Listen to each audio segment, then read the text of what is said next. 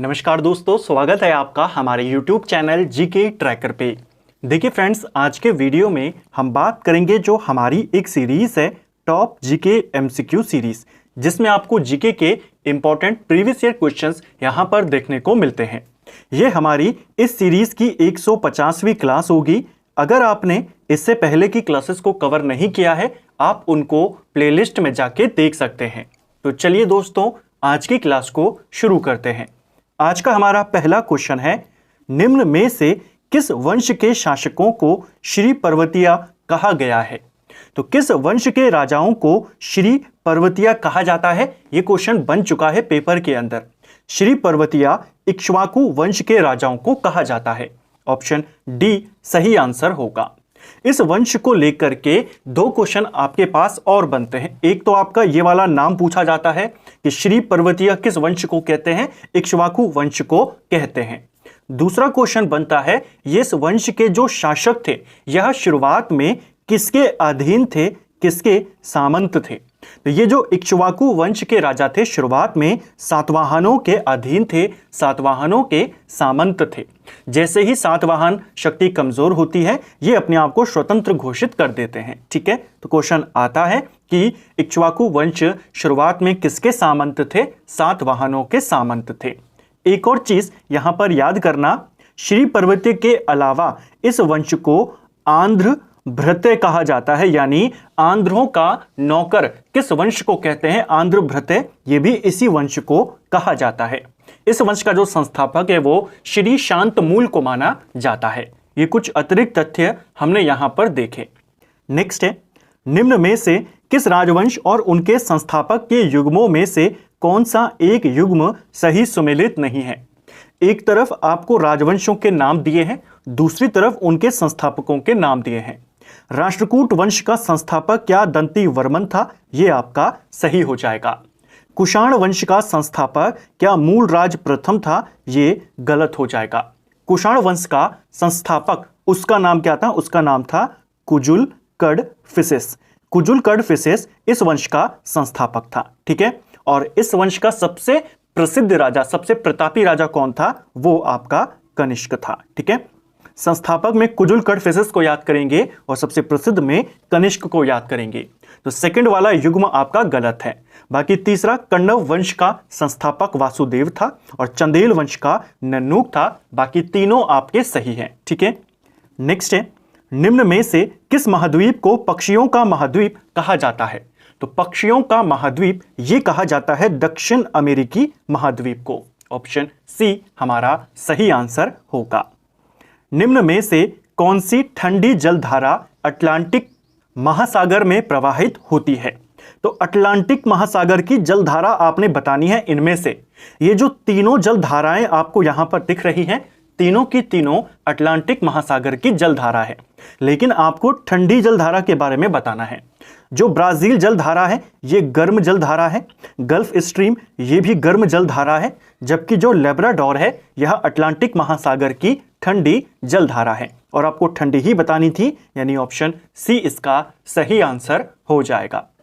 अभी तक आपसे केवल यही पूछा जाता था कि कौन सी जलधारा किस महासागर की है। अब आपसे ठंडी कौन सी है, गर्म कौन सी है, ऐसा पूछा जाने लगा है। ठीक है, अटलांटिक महासागर की बात करें, पहले इसकी कुछ जो प्रमुख गर्म जलधाराएं हैं उनको नोट कर लेते हैं। एक तो ब्राजील हो गई, एक आपकी गल्फ स्ट्रीम हो गई। इसके अलावा जो नॉर्वे जलधारा है वो भी गर्म है और अटलांटिक की है।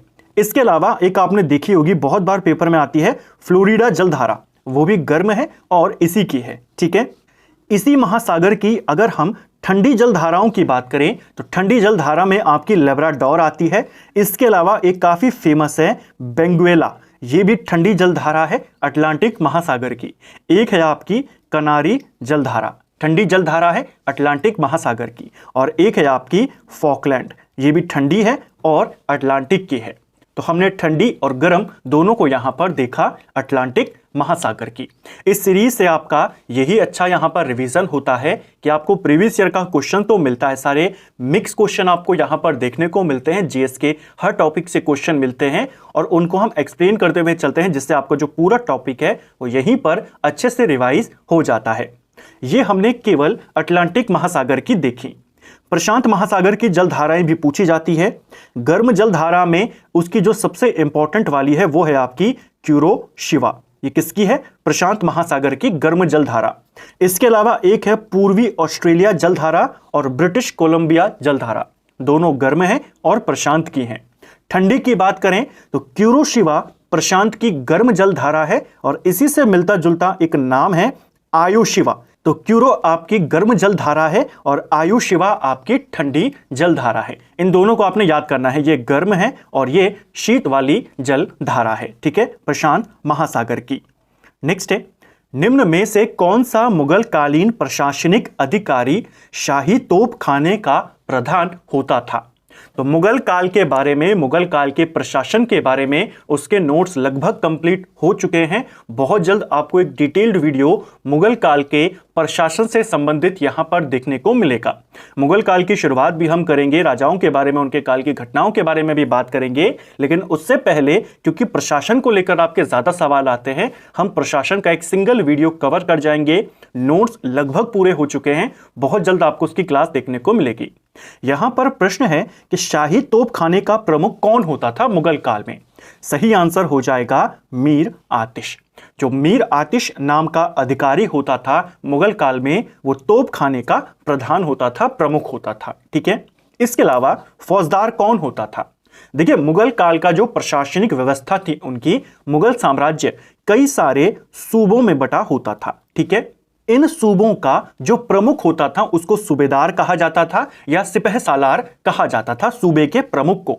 ये सूबे कई सारे जिलों में बटे होते थे। मुगल काल में जिलों को सरकार कहा जाता था। ठीक है, और इन्हीं जिलों का, जिले यानी सरकार, इनका जो प्रमुख होता था उसको कहा जाता था फौजदार। इसको आपने याद करना है कि जिले का प्रमुख कौन होता था मुगल काल में? यह सरकार, सरकार यानी जिला। ठीक है, उसके प्रमुख को कहते थे फौजदार। इसी प्रकार ये जो जिले होते थे, ये जो सरकार होते थे, ये कई सारे परगनों में विभाजित होते थे और परगने के प्रमुख को कहा जाता था सीकदार। क्वेश्चन बनता है कि मुगल काल में परगनों के प्रमुख को क्या कहते थे? सीकदार कहते थे। और उस परगने के अंदर कई सारे गांव होते थे, गांव का जो प्रमुख होता था उसे मुकद्दम कहा जाता था। तो ये जिले का प्रमुख है, ये गांव का प्रमुख होता था, ये तोपखाने का प्रमुख है। और हमने यहां पर उनकी जो व्यवस्था थी उसको भी देखा कि सबसे पहले सूबा, सूबा के नीचे आपके सरकार यानी जिले, उसके नीचे आपके परगने और फिर आपके गांव। ठीक है, नेक्स्ट है, भारतीय संविधान का कौन सा भाग अनुसूचित और जनजातीय क्षेत्र से संबंधित है? तो हमारे संविधान में कई सारे भाग हैं, टोटल 22 भाग हैं और आपने बताना है कि अनुसूचित और जनजातीय क्षेत्रों से संबंधित भाग कौन सा है। सही आंसर हो जाएगा भाग 10। हमारे संविधान का जो भाग 10 है वह आपके अनुसूचित जाति जनजातीय क्षेत्र से संबंधित है। जो दूसरे इंपॉर्टेंट भाग हैं उनके बारे में सवाल आता है, कौन सा भाग किस बात को लेकर है, किससे संबंधित है, वो आपसे पूछा जाता है। कई बार हमने इसको कवर किया है, संविधान की डिटेल सीरीज में भी हमने इसको कवर किया है। एक क्विक रिवीजन कर लेते हैं। संविधान का जो भाग 1 है वो संघ और उसके राज्य क्षेत्र से संबंधित है। जो भाग 2 है हमारा, वह नागरिकता से संबंधित है संविधान का। जो संविधान का भाग 3 है वो मौलिक अधिकारों से संबंधित है। भाग 4 आपके डीपीएसपी से संबंधित है। ठीक है, राज्य के नीति निर्देशक सिद्धांत किस में आते हैं? भाग 4 में आते हैं। भाग 4 का ही एक पार्ट है भाग 4 का, यह आपके मौलिक कर्तव्यों से संबंधित है। फिर आता है भाग 5 जो संघ से संबंधित है, केंद्र की व्यवस्था के बारे में उसमें बताया गया है। जो भाग 6 है वो राज्यों से संबंधित है, राज्यों की व्यवस्था उसमें बताई गई है। उसके बाद जो इंपॉर्टेंट है वो भाग 8 है जिसमें यूनियन टेरिटरीज के बारे में बताया गया है। फिर भाग 9 आता है जो पंचायतों से संबंधित है। 10 आता है जो अनुसूचित और जनजातीय क्षेत्रों से संबंधित है। ठीक है, भाग 11 आता है संघ यानी केंद्र और राज्यों के बीच संबंध से वो जुड़ा हुआ है। ठीक है, इसी प्रकार भाग 15 निर्वाचन आयोग से संबंधित है। भाग 16 आपके कुछ वर्गों से संबंधित जो विशेष प्रावधान है उनसे जुड़ा हुआ है। भाग 17 राजभाषा से संबंधित है। भाग 18 आपात उपबंध से संबंधित है और फिर अंत में भाग 20 जो महत्वपूर्ण है संविधान संशोधन से। तो हमने सारे भाग जो इंपॉर्टेंट है उनको एक क्विक रिवाइज यहां पर किया। भारत में हरित क्रांति की शुरुआत कब होती है? बहुत ही ज्यादा रिपीटेड क्वेश्चन है, कई बार ये पेपर में पूछा गया है। भारत में हरित क्रांति कब हुई, किसके नेतृत्व में हुई? देखिए, भारत में हरित क्रांति जो होती है यहां 1966-67 में होती है। ऑप्शन सी इसका सही आंसर होगा। 2 हरित क्रांतियां हुई हैं मुख्यतः भारत में। पूछा जाता है दूसरी हरित क्रांति का वर्ष क्या माना जाता है, तो वो माना जाता है 1983-84 को। तो दोनों आपने याद करने हैं, ठीक है। जो हरित क्रांति शब्द है, यह शब्द किसने दिया था? ग्रीन रेवोल्यूशन शब्द यह दिया था विलियम गॉड ने। क्वेश्चन आता है हरित क्रांति का जनक कौन है? तब आपने कहना है दुनिया में नॉर्मन बोरलॉग को माना जाता है और भारत में MS स्वामीनाथन हरित क्रांति का जनक। लेकिन अगर पूछेगा हरित क्रांति शब्द का जनक कौन है, तब आपने विलियम गॉड को बताना है, ठीक है। कब होती है हरित क्रांति? पहली वाली 1966-67 में। नेक्स्ट है, अंग्रेजों ने भारत में अंग्रेजी को शिक्षा का माध्यम कब बनाया था? तो अंग्रेजों ने भारत के अंदर इंग्लिश को शिक्षा का माध्यम बनाया था 1835 में मैकाले की सिफारिश के ऊपर। भारत में अंग्रेजी शिक्षा का जन्मदाता इसी को कहते हैं। मेरा मूल्यांकन मेरे कार्यों से करना, शब्दों से नहीं, यह किसने कहा था? तो यह स्टेटमेंट किस गवर्नर जनरल या वाइसरॉय ने दिया था भारत के कि मेरा मूल्यांकन मेरे कार्यों से किया जाए, न कि मेरे शब्दों से? यह कहा था रिपन ने। ऑप्शन सी सही आंसर होगा। रिपन जो 1880 से लेकर 1884 तक भारत का वाइसरॉय रहा, इसको लेकर बहुत सारे सवाल आते हैं कि जो प्रेस पर प्रतिबंध लगाने के लिए एक एक्ट आया था, वर्नाकुलर प्रेस एक्ट, उसको खत्म किसने किया? तब आप कहेंगे रिपन। भारत में स्थानीय स्वशासन की शुरुआत किसने करी? उसका जनक किसको कहते हैं? रिपन को कहते हैं। शिक्षा के लिए एक आयोग बनाया गया था, हंटर आयोग, शैक्षिक सुधारों के लिए, वो भी इसी के काल में बना था, इसी के द्वारा। भारत में हर 10 साल में जो नियमित जनगणना होती है, उसकी शुरुआत भी इसी के काल में होती है। पहली जनगणना तो 1872 में हो गई थी, मेयो के काल में, लेकिन जो नियमित जनगणना की शुरुआत हुई वो 1881 से हुई, इसके काल में, ठीक है। इसी के काल में पहला कारखाना अधिनियम लाया गया, जिसके माध्यम से 7 वर्ष से कम उम्र के बच्चों का किसी भी कारखाने में कार्य करने पर प्रतिबंध लगाया गया। क्वेश्चन आता है पहला कारखाना अधिनियम कब लाया गया? 1881 में, रिपन के काल में। इसी रिपन के द्वारा एक बिल लाया गया था, इल्बर्ट बिल, यह भी पूछा जाता है। और इस बिल का विरोध किया था अंग्रेजों ने और उसको कहा जाता है श्वेत विद्रोह। तो क्वेश्चन बनता है श्वेत विद्रोह किसके काल में हुआ? रिपन के काल में, इल्बर्ट बिल के विरोध में। इस बिल में यह बात कही गई थी कि जो भारतीय जजेस हैं वो किसी अंग्रेज के ऊपर भी मुकदमा चला सकते हैं, उसकी केस की सुनवाई कर सकते हैं, और उसी का विरोध अंग्रेज कर रहे थे। बाद में इस बिल को रिपन को वापस लेना पड़ा था, ठीक है। रिपन को भारत का उद्धारक कहा था फ्लोरेंस नाइटिंगेल ने। तो ये सारे क्वेश्चन थे रिपन को लेकर के। एक क्वेश्चन अब और याद कर लीजिए जो इसका ये कथन है, ठीक है। नेक्स्ट है, विजयनगर साम्राज्य में वे कृषक जो भूमि के क्रय विक्रय के साथ ही हस्तांतरित हो जाते थे, क्या कहलाते थे?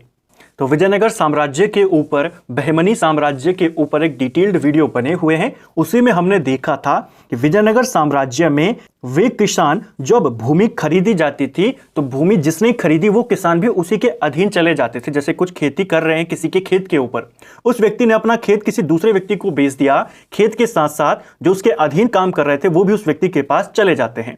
ये इनको कहा जाता था, इन किसानों को कहा जाता था कूदी। ऑप्शन बी सही आंसर होगा। कूदी क्या होते थे? खेती में लगे हुए किसान मजदूर, इनको कूदी कहते थे। और विशेषता क्या थी कि जब किसान भूमि अपनी बेचता था तो ये भी भूमि के साथ ट्रांसफर हो जाते थे, ठीक है। उम्बाली की बात करें, उम्बाली क्या होता था, ये क्वेश्चन बन सकता है। उम्बाली पद्धति विजयनगर साम्राज्य में प्रचलित थी। गांवों में विशेष सेवाओं के बदले में लगान मुक्त भूमि लोगों को दी जाती थी, उसको कहा जाता था उम्बाली, ठीक है। कूदी हमने देख लिया।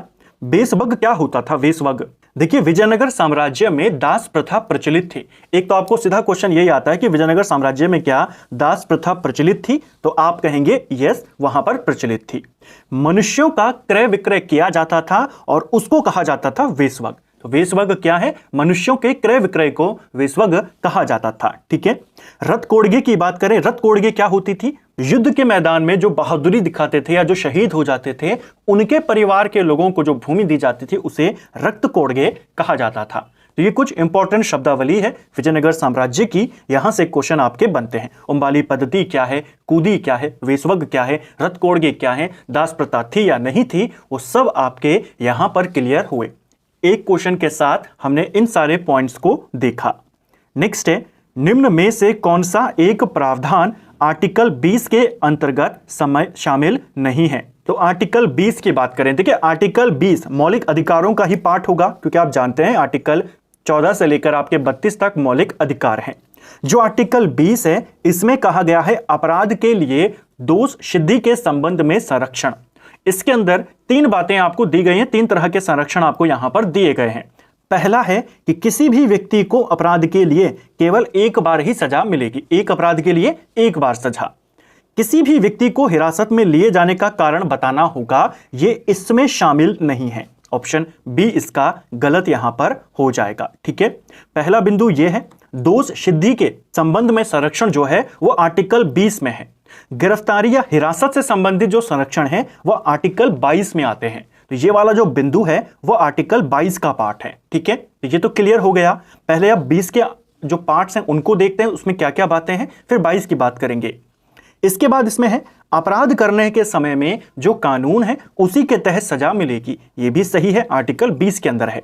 किसी भी व्यक्ति को स्वयं के विरुद्ध न्यायालय में गवाही देने के लिए बाध्य नहीं किया जाएगा, ये भी आपका सही है। ये तीनों आर्टिकल 20 में है। इसी प्रकार जो आर्टिकल 22 है जो गिरफ्तारी या हिरासत से संबंधित संरक्षण प्रदान करता है, उसमें पहली बात यही है कि हिरासत में लेने का कारण पूछ सकता है व्यक्ति, और जो गिरफ्तार करने वाले अधिकारी हैं उन्हें बताना होगा। दूसरा जो इसमें बात कही गई है कि 24 घंटे के अंदर दंड अधिकारी के सामने पेश करना होगा। और तीसरा जो अधिकार है आर्टिकल 22 में कि आपको अपने पसंद के वकील से सलाह करने का अधिकार होगा। तो ये आर्टिकल 20 और 22 दोनों इंपॉर्टेंट है, दोनों के पॉइंट्स पूछे जाते हैं इस तरीके से। मौलिक अधिकार वाली क्लास में हमने डिटेल में एक एक आर्टिकल को, उनके सब पार्ट्स को वहां पर कवर किया था कि 20 का पहला पार्ट क्या कहता है, दूसरा पार्ट क्या कहता है, तीसरा। इसी प्रकार हमने अनुच्छेद 22 को भी देखा और पूरे मौलिक अधिकारों को ऐसे कवर किया। नेक्स्ट है कार्यकारी न्यायाधीशों की नियुक्ति की जाती है। देखिए कार्यकारी न्यायाधीशों की नियुक्ति केवल हाई कोर्ट्स में होती है, सुप्रीम कोर्ट्स में तदर्थ न्यायाधीशों की नियुक्ति होती है, लेकिन कार्यकारी न्यायाधीशों की नियुक्ति कहां होती है, वो केवल हाई कोर्ट्स में होती है। ऑप्शन बी सही आंसर हो जाएगा। ठीक है, जो तदर्थ न्यायाधीश होते हैं उनकी नियुक्ति होती है केवल सुप्रीम कोर्ट में। इसके अलावा जो आपके अपर न्यायाधीश हैं और जो कार्यकारी न्यायाधीश हैं, जिसको इंग्लिश में अपर को कहा जाता है एडिशनल न्यायाधीश, एडिशनल जजेस और एक्टिंग जजेस, उनकी नियुक्ति होती है केवल हाई कोर्ट के अंदर। ठीक है, जो तदर्थ न्यायाधीश हैं इनकी नियुक्ति 127 के तहत होती है केवल सुप्रीम कोर्ट में, और उच्च न्यायालय में कार्यकारी न्यायाधीश और अपर न्यायाधीश इनकी नियुक्ति 224 के तहत होती है केवल हाई कोर्ट में। ठीक है, नेक्स्ट है निम्न में से कौन सी अक्षांश रेखा सह्याद्री को 2 भागों में, उत्तरी सह्याद्री और दक्षिणी सह्याद्री में बांटती है। तो देखिए सह्याद्री श्रेणी यानी वेस्टर्न घाट, पश्चिमी घाट को ही सह्याद्री के नाम से जाना जाता है। कौन सी अक्षांश रेखा है जो पश्चिमी घाट को 2 भागों में, उत्तरी सह्याद्री और दक्षिणी सह्याद्री में बांटती है? काफी रिपीटेड क्वेश्चन है। 16 डिग्री उत्तरी अक्षांश रेखा। ऑप्शन ए हमारा सही आंसर होगा। जो उत्तरी अक्षांश रेखा है 16 डिग्री की, यह गोवा से होकर गुजरती है और सह्याद्री को 2 भागों में बांटती है, उत्तरी और दक्षिणी। उत्तरी सह्याद्री का जो सर्वोच्च शिखर है उसका नाम है कालसुबाई और दक्षिणी सह्याद्री का है कुद्रेमुख। दोनों को आपने याद करना है। ठीक है, नेक्स्ट है भारत में कृषि का इतिहास पुस्तक के लेखक कौन है? एक काफी फेमस किताब है, भारत में कृषि के ऊपर लिखी गई है और यह किताब MS रंधावा की है। ऑप्शन सी सही आंसर होगा। स्वर्णिम चतुर्भुज राष्ट्रीय राजमार्ग परियोजना किस वर्ष प्रारंभ करी गई थी? तो देखिए स्वर्णिम चतुर्भुज राष्ट्रीय राजमार्ग परियोजना देश के जो 4 प्रमुख नगर हैं, दिल्ली, मुंबई, कोलकाता और चेन्नई, इनको सड़क मार्ग से आपस में जोड़ने की यह परियोजना थी और इसकी शुरुआत 2001 में होती है। Option D. निम्न में से किन नदियों का उद्गम स्थल भारत में है? तो 4 नदियां आपको दी गई हैं, ब्यास, रावी, सतलज और चेनाब। इनमें से कौन कौन सी नदियां हैं जो भारत से आती हैं? जब हमने भारत के नदी तंत्र को देखा था, सिंधु नदी तंत्र की बात करी थी, उसकी पंचनद नदियों को देखा था, उसमें हमने किसका उद्गम कहां से है, कौन कहां से आ रही है, सब कुछ कवर किया। अगर हम ब्यास नदी की बात करते हैं, देखिए ब्यास और रावी ये दोनों के दोनों हिमाचल प्रदेश में जो रोहतांग दर्रा है वहां से निकलती हैं। ये दोनों तो भारत की हो गई है। सतलज नदी जो आती है आपके तिब्बत में, जो राकस ताल है जिसे राक्षस ताल भी कहते हैं, वहां से आती है। तो ये तिब्बत से आ रही है, यानी भारत के बाहर से आ रही है। चिनाब नदी की बात करें, चिनाब नदी हिमाचल के बारालाचा दर्रे से निकलती है। तो केवल सतलज नदी है इनमें से जो देश से बाहर से आ रही है, बाकी ये सारी कहां से हैं, इंडिया की हैं। इसके अलावा एक और नदी है झेलम। झेलम नदी जम्मू कश्मीर में जो शेषनाग झील है वहां से आती है, वो भी इंडिया से आ रही है। केवल जो आपके ऊपर में जो प्रमुख नदियां हैं 6, सिंधु नदी तंत्र जिसको कहा जाता है, उसमें केवल 2 नदियां हैं जो भारत के बाहर से आती है, तिब्बत से आती हैं, एक सतलज और एक सिंधु नदी। ठीक है, बाकी चारों आपकी भारत की हैं, ब्यास, रावी, चेनाब, चारों की तीनों कहां की हो जाएंगी, भारत की। इसके अलावा झेलम भी भारत से आती है। ठीक है, निम्न में से कौन सा कथन गलत है? 2 कथन दिए गए हैं, फिर से नदियों को लेकर क्वेश्चन है। अब की बार दक्षिण भारत की नदियों को लेकर क्वेश्चन है। चलिए देखते हैं। महानदी का उद्गम झारखंड के पठार से होता है। देखिए महानदी जो आती है आपकी, वो छत्तीसगढ़ से आती है। छत्तीसगढ़ में जो अमरकंटक है वहां से निकलती है, यानी छत्तीसगढ़ के पठार से आती है, ना कि झारखंड के पठार से। तो पहला वाला कथन आपका गलत है। दूसरा, कावेरी नदी का उद्गम तेलंगाना राज्य, इसको राज्य करना, तेलंगाना राज्य से होता है। जो कावेरी नदी है आपकी, वह कर्नाटक के ब्रह्मगिरी पहाड़ियों से निकलती है, न कि तेलंगाना से। तो यह भी गलत हो जाएगा।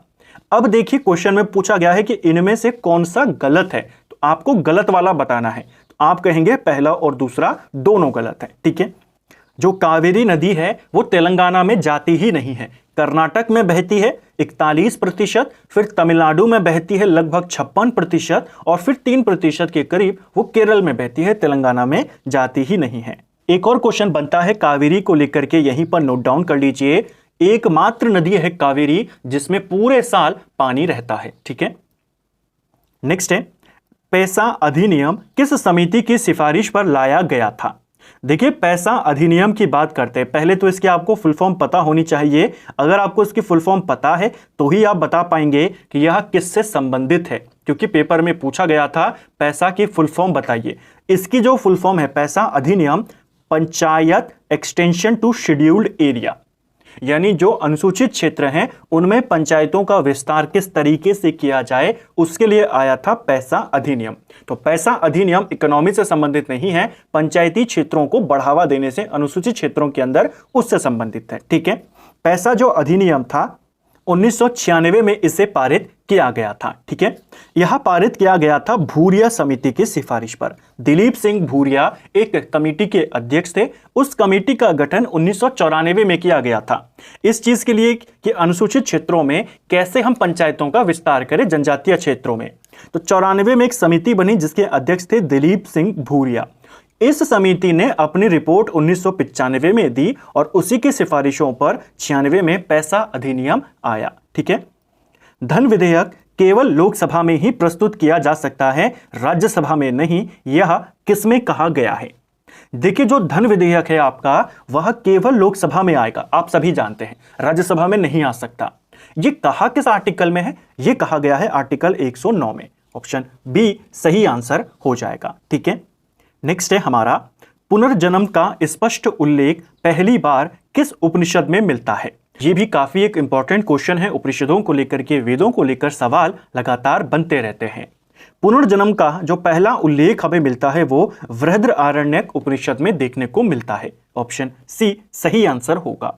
हमारे पास टोटल उपनिषदों की संख्या 108 है, जिसमें सबसे प्राचीन उपनिषद इसी को माना जाता है। ठीक है, उपनिषदों को किस अन्य नाम से भी जाना जाता है? इन्हें वेदांत के नाम से भी जाना जाता है। ठीक है, ऐसे ही आपसे क्वेश्चन आता है कि नचिकेता और यम का संवाद किस उपनिषद में है? तब आप कहते हैं कठोर उपनिषद में है। इसी प्रकार भारत का आदर्श वाक्य सत्यमेव जयते किस उपनिषद से आया है? आप कहेंगे मुंडको उपनिषद से आया है। दुर्भिक्ष अकाल का पहला उल्लेख किस उपनिषद में है? तब आप कहेंगे छांदोग्य उपनिषद। छांदोग्य उपनिषद में ही सबसे पहले भगवान श्री कृष्ण का उल्लेख भी हमें देखने को मिलता है। ठीक है, ये कुछ इंपॉर्टेंट बातें हैं उपनिषदों को लेकर के। हमारे सेकंड चैनल पर कुछ दिन पहले ही हमने लूसेंट की सीरीज को शुरू किया था और उसका जो पहला चैप्टर था प्राचीन इतिहास के स्रोत, उसमें हमने वेदों, उपनिषदों, पुराणों, उनके जो क्वेश्चन है उनके शॉर्ट नोट्स को वहां पर कवर किया है। आप उसे भी कवर कर सकते हैं अगर आपका वो टॉपिक वीक है। तो फ्रेंड्स, ये था हमारा आज का वीडियो जिसमें हमने टॉप जीके एमसीक्यू के 20 इंपॉर्टेंट क्वेश्चंस को यहां पर कवर किया और 150वीं क्लास हमारी यहां पर कंप्लीट हो गई। उम्मीद करता हूं आपको आज का वीडियो पसंद आया होगा। अगर आपको ये वीडियो पसंद आई है तो वीडियो को लाइक करें, चैनल पर नए हैं तो सब्सक्राइब करें, अपने दोस्तों के साथ शेयर करें। वीडियो आपको कैसा लगा और आपके 20 में से कितने क्वेश्चन सही हुए कमेंट बॉक्स में हमें जरूर बताएं। Thank you friends.